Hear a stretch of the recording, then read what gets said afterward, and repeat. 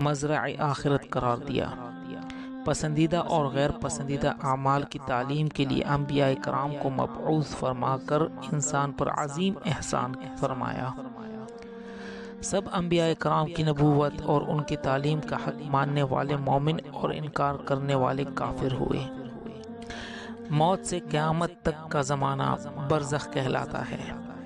اس میں مومن راحت میں اور کافر تکلیف میں رہتا ہے۔